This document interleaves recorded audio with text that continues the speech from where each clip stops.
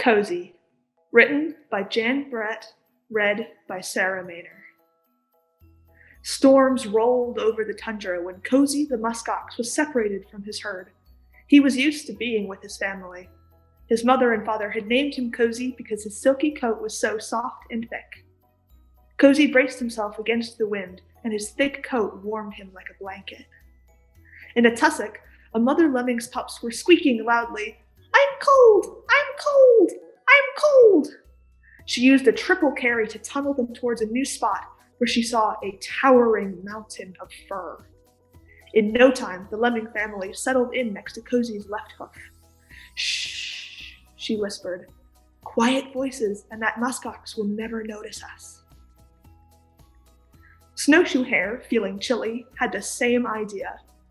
"Master Muskox," he asked politely, "may I wait out the storm under the protection of your very thick coat?" Cozy was happy for the company and well aware that a lemming family had snuck in. He said, "Welcome, Snowshoe Hare, but mind those lemmings. Quiet voices and gentle thumping only." Snow whirled and floomp! Suddenly, all grew white. Was it a clump of snow that had hit Cozy on the forehead? No, it was feathers. When Cozy opened his eyes, he was looking into big yellow ones. The eyes belonged to a snowy owl who also had a request. "Oh, magnificent Oomingmuk, would you be so kind as to give me shelter? The wind has tumbled me terribly." Cozy knew that snowy owls and lemmings and snowshoe hares were not always fast friends, but he agreed with some conditions. House rules are quiet voices, gentle thumping, claws to yourself. Arctic Fox's nose was turning blue. Her bushy tail wasn't warm enough, and every time she wrapped it around herself, the wind unwrapped it. Thinking Cozy would make a good windbreak, she sidled up to him. "Do you mind, Mr. Muskox, if I unfreeze my nose in your thick fluff?" Cozy was happy to welcome a new guest, but eyeing her sharp canines, he answered, "For the harmony of all, quiet voices, gentle thumping, claws to yourself, and no biting." As winter went by, the storms grew worse. The wind blew, and a low, humpy shape appeared, swaying and shuffling. Its coat was covered with ice balls. "Shaggy beast," it growled, "I fell into an ice floe and am chilled to the bone. Can you help me?" Cozy was happy to invite the wolverine in, but added to the house rules. Quiet voices, gentle thumping, claws to yourself, no biting, and no pouncing. Cozy's new friends cleaned their coats, preened their feathers, napped, and were glad for their comfy shelter. But then, above the wind, the animals heard, "Yip, yip, yip!"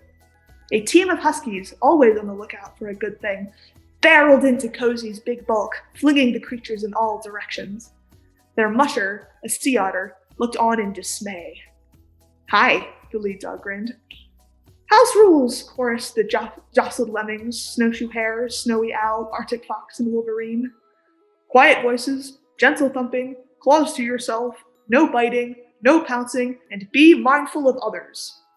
Cozy, wary of the lead dog, who looked a lot like a wolf, shook his horns to make sure the huskies understood. As time went by, the wind calmed a little, and the Arctic sun climbed higher in the sky. The animals felt more at home every day. But Cozy had spring fever. "I want to find my family. How can I move about with these visitors underfoot?" The house rules were stretched every day. When was a nibble a bite? When was a hoot quiet or loud? There was bumping, making faces, and nobody was saying, "I'm sorry." One sunny day, the lemmings were playing Climb the Ladder. A great chunk of Cozy's coat came off. Then another hank came off in Snowy Owl's talons. Cozy remembered this from last year. Shedding meant it was finally spring in Alaska. Hank by hank, all of Cozy's warm, silky winter coat drifted down the slope. Cozy's lodgers started heading to their spring homes. Cozy hadn't felt so free and breezy since he was a calf. He jumped. He gambled. And then, in the middle of a gleeful leap, he saw his herd. He ran to join his mother, his father, his sister, and his brother. "Where were you? You were worried," said his sister Fluffy. We missed you, said his brother, snuggly. I made some new friends, Cozy told them, but it was nice to get back to muskox ways. They all formed a circle, babies in the middle, but Cozy felt curiously alone. Then the breeze carries squeaky and growly and whistling voices. See you next year, Cozy. Meet you when the snow flies, Cozy. The snowshoe hare thumped, thumped, thumped as they all called, We can't wait to get cozy with Cozy. The end.